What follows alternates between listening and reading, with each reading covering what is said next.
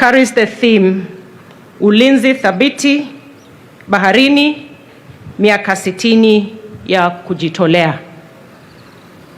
Your Excellency, the Kenya Navy, as we know, is responsible for securing our country from external seaborne aggression, and over the years, the service has evolved into a robust naval force on the East African coast.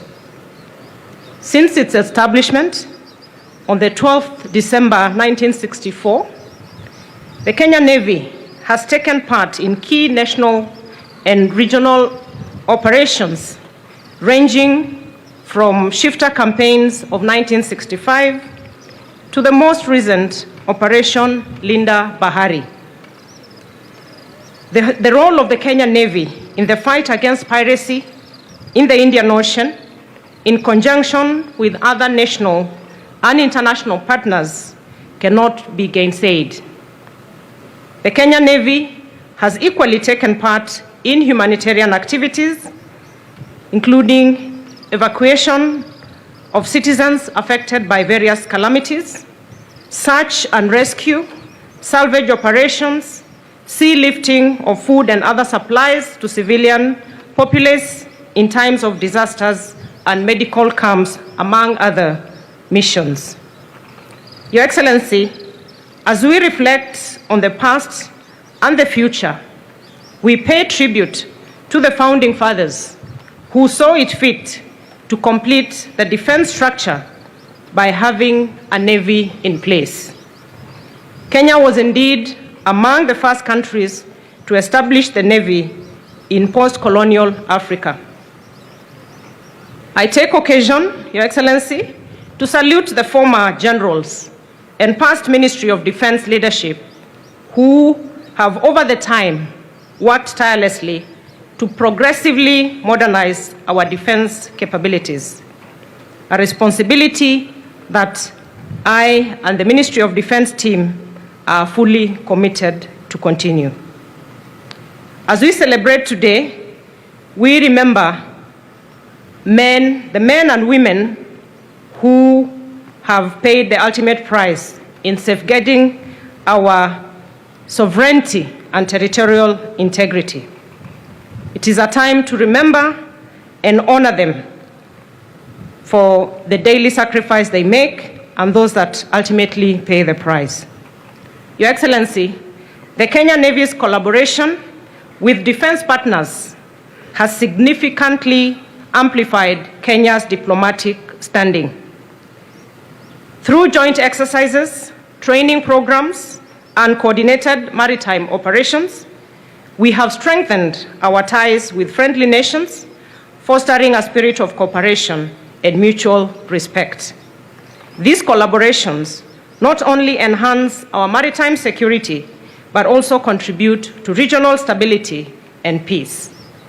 The blue economy is a cornerstone of our national development strategy, in which the Kenya Navy plays a very, very pivotal role. By safeguarding our maritime resources and ensuring the security of our waters, the Navy contributes directly to the government's bottom-up economic transformation agenda and Kenya's Vision 2030. Our efforts in protecting our marine ecosystems and promoting sustainable use of maritime resources contribute to the prosperity of our nation. Indeed, Your Excellency, Kenya Navy played a key role in the establishment of the Kenya Shipyards Limited, which is one of the key defense industries with a mandate to catalyze the development of shipbuilding industry in the region. And I take a special note that the Kenya Navy Commander, General Otieno, is indeed the one that kicked off the establishment of the Kenya Shipyards Limited. It is key to note that the Kenya Shipyards Limited is among the best performing government agencies that has consistently delivered profits from inception, but a lot still has to be done to maximize on efficiency. Your Excellency, in line with the Ministry of Defense gender policy, the Kenya Navy has been in the forefront of implementation with success stories of female warship commanders, marine engineers, drivers, and special operations. These are fields that have historically and ordinarily been male-dominated. As we celebrate this historic milestone, it is important to acknowledge the unwavering support of the spouses and children of our sailors, both past and present. Their sacrifices and encouragement have been instrumental in helping our commanders and sailors achieve their objectives. The strength and resilience of our naval families are the bedrock upon which our success is built. All these achievements, Your Excellency, could not have been possible without your support and guidance, which have been delivered in real time and in good measure. For this, I and the MOD team and the entire Kenya Defence Forces are grateful for the support you continue to offer to us. In conclusion, I extend my heartfelt gratitude to all the men and women of the Kenya Navy for their commitment, selflessness, and tenacity. Your commitment to duty and country is an inspiration to us all. As we look to the future, let us continue to uphold the highest standards of dignity and maritime prowess. Committed to our mission, we stand together, ready to face the storms ahead, while ensuring that the Kenya Navy remains a maritime force to reckon with in the region and beyond. As we are about to get into the festivity period, let me take this opportunity to wish all of us a Merry Christmas and a Happy New Year. And as they say, Bravo Zulu, Kenya Navy. Fair winds and following seas. Congratulations. Your Excellency, it's now my singular honor and pleasure to invite you to make your remarks. Karibu, Your Excellency.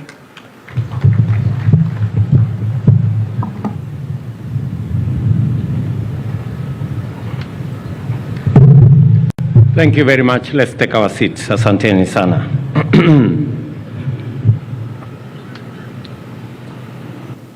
Your Excellencies, distinguished guests, ladies and gentlemen, good afternoon. Today marks a significant milestone as we celebrate 60 years of the Kenya Navy's service to our nation. Since its inception in 1963, the Kenya Navy has played a critical role in safeguarding our sovereignty, securing our maritime borders, and upholding national and regional security.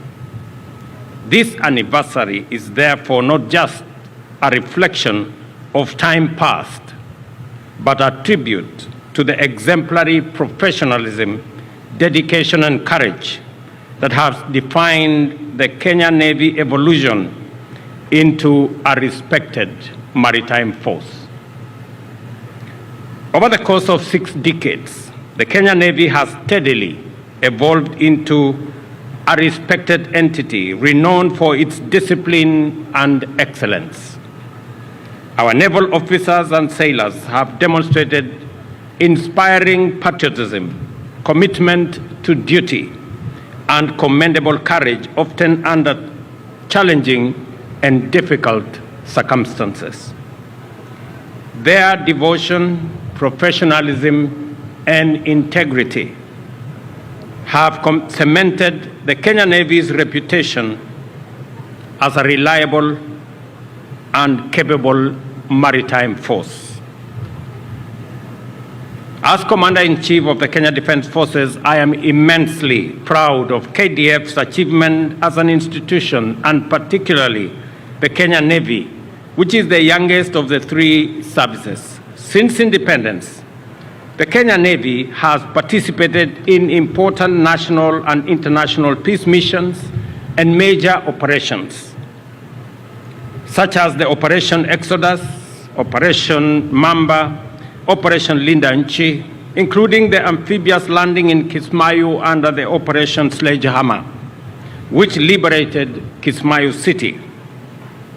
In this and many other anti-piracy operations in the Indian Ocean, the Kenya Navy has been consistent and effective, critical actors of its success. Our gallant officers and sailors have also provided invaluable human and humanitarian support during disaster emergencies such as flooding and mudslides, as well as search and rescue operations at sea, among others. The Kenya Navy's contribution extends beyond military operations. I am pleased to highlight its indispensable role in enhancing our national defense capacity. As you know, the establishment of Kenya Shipyard Limited, with the Navy's provision of key technical personnel and infrastructure, has been crucial to this effort. Your role in this initiative amplifies our commitment to Kenya's transformation, particularly in developing our blue economy, which holds immense untapped potential. By investing in maritime infrastructure and enhancing its security, we not only improve our naval capabilities, but also create opportunities for wealth creation and job creation as well.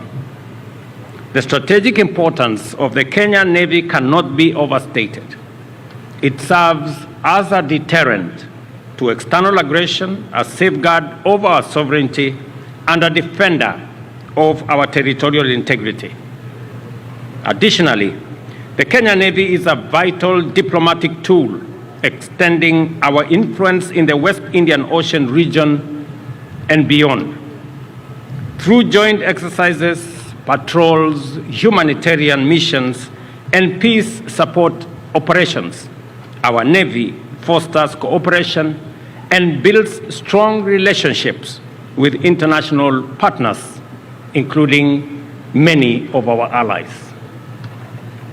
Ladies and gentlemen, it is a fact of development that no progress can take place in an insecure environment.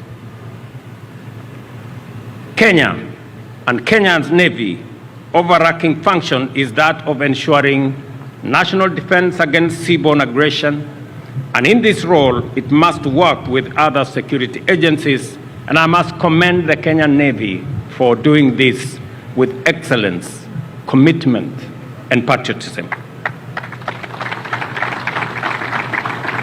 I am happy to note the excellent synergy between the Navy and the Kenya Coast Guard services, which together form the cornerstone of our national maritime defense strategy. And I must also commend the Kenya Navy for providing professional personnel and other capabilities to support not just the Kenya Coast Guard, but also many other agencies, including the Kenya Ports Authority and all the other agencies around the port of Mombasa and beyond. Both the Kenya Coast Guard and the Navy protect our coastline, combat illegal activities, secure our maritime resources, and safeguard our sea lanes of communication, trade, and business. Their collaboration exemplifies the spirit of multi-agency synergy and the whole-of-government approach that is essential for our national security.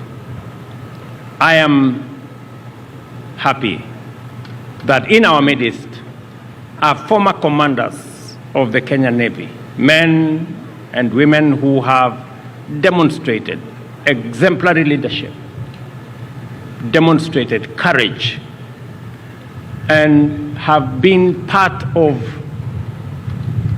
the 60 years of what our Navy has achieved. It wouldn't have been possible without the leadership, without the support, and without the input of the former leaders of the Kenya Navy, the former commanders of the Kenya Navy. In our midst, I think we have two great gentlemen. who eventually became our CDFs in Kenya. We have General Kibwana in our midst. Can we give him a round of applause? Congratulations, General, for your commitment. As a nation, we are grateful for your contribution. In our midst also, we have General Mwatete. Again, General, congratulations. Thank you very much for your contribution. We are grateful for your participation in making this institution great. We wouldn't be here to write these 60 years of history without your contribution.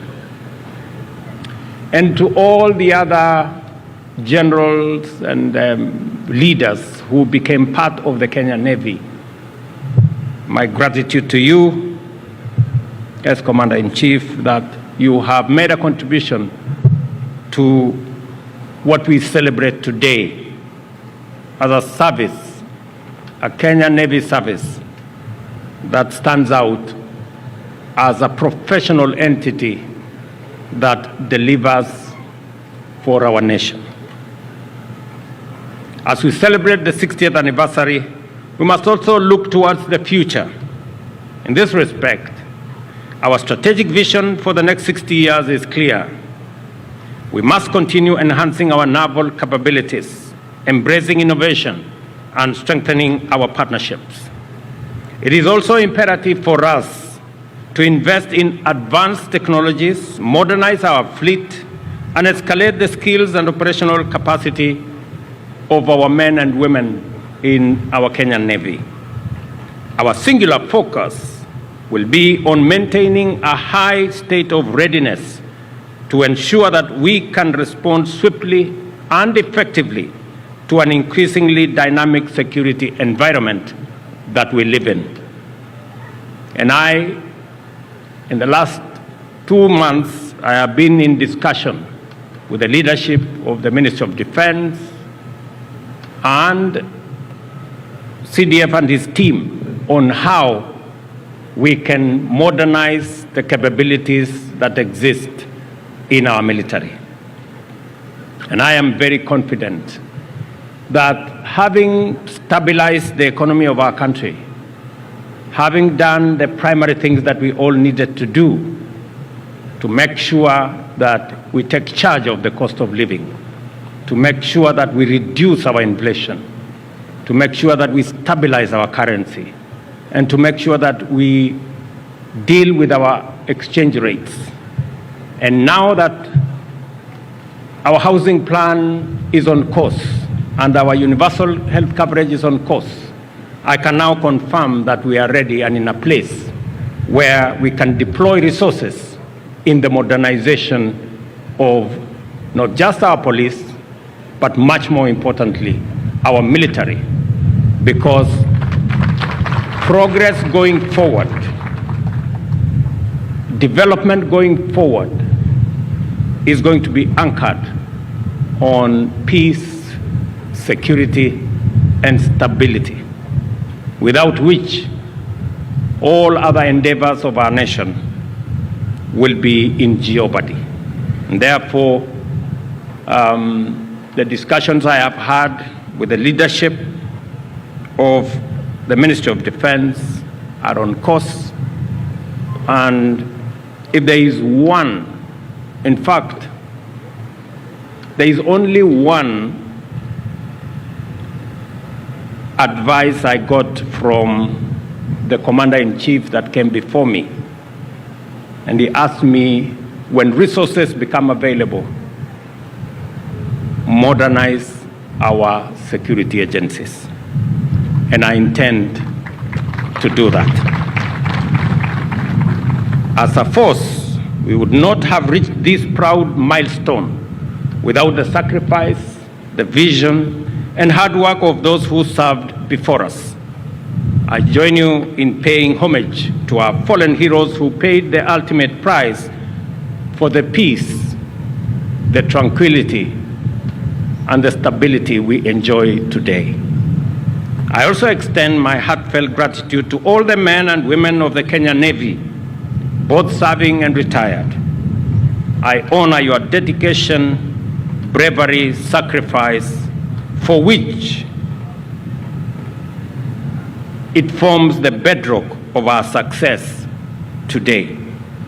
The Kenyan nation thanks you for your patriotic service. As we celebrate this historic milestone, let us reaffirm our commitment to uphold the highest standards of professionalism, integrity, and excellence.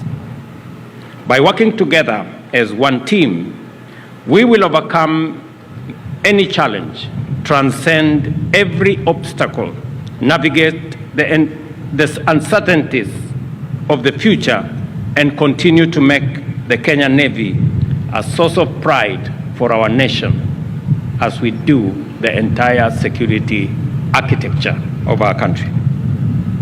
Finally, ladies and gentlemen, it is really a proud moment for all of us who are here. And as I said in my statement, we've not just come here to reflect on the passage of time. We are celebrating real, tangible achievements and real progress that has been achieved over the years, contributed by many who may not be here today, who came before us.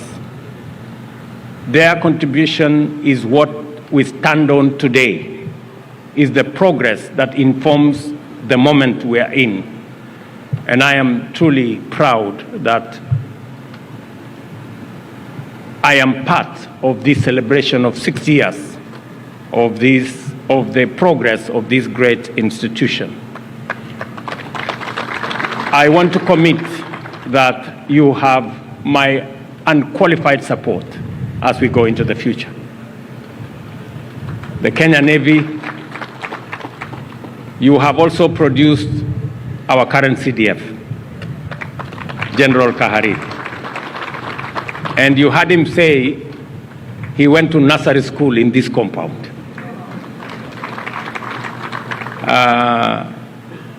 Many years back. And so it's a very proud moment for all of us that the Kenya Navy has been part and parcel of the progress of our nation. I want to ask the officers, the men and women who are in the Kenya Navy, not to lower the standard, to keep the standards high. We want to celebrate the coming years better, to be able to say we have made much more progress than where we were when we celebrated the 60th anniversary. And we will support you, we will work with you. The government of Kenya will be behind you to make sure that we achieve this as we build the institutions that support the progress of our nation. All of us, as the people of Kenya, have a duty and a responsibility to our nation. Whatever contribution you can make to making Kenya great, do not spare a moment to do it. I want to tell you that Kenya is going to succeed in a very big way. We must believe in ourselves. We must believe in our nation. I encourage all of us. We do not have a spare nation. This is our moment to make our contribution to making Kenya great. And we must believe in ourselves and believe in our nation.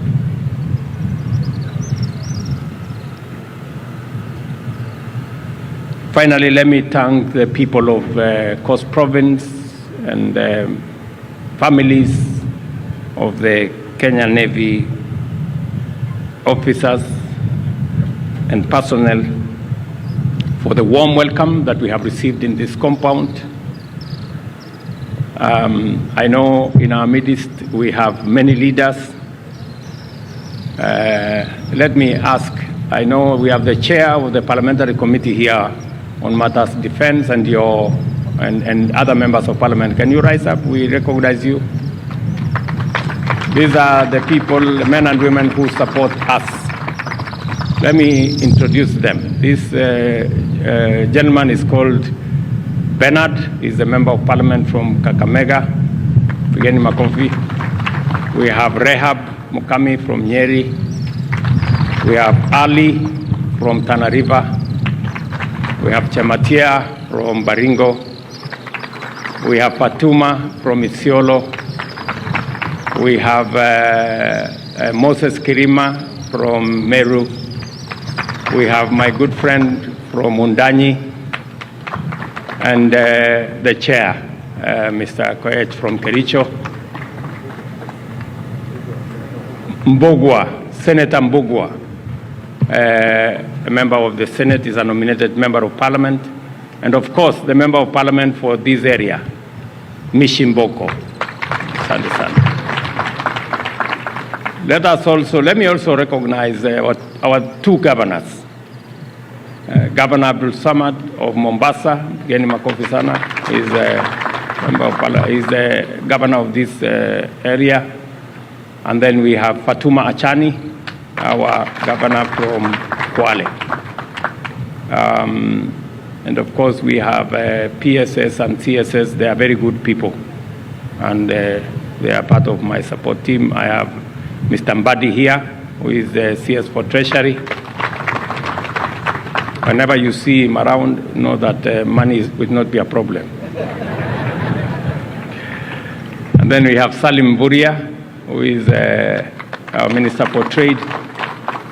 And then I have Margaret Nyambura there, Ndungu, who is Minister for ICT.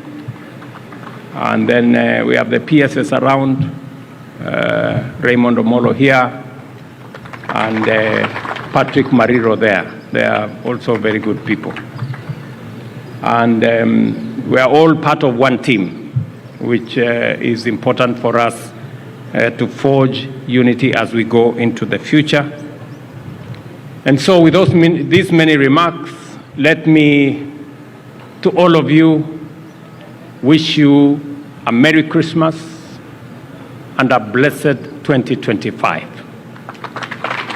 Asanteni sana. God bless our Kenya Navy. God bless our Kenya Defense Forces. And God bless our great country, Kenya. Asanteni sana.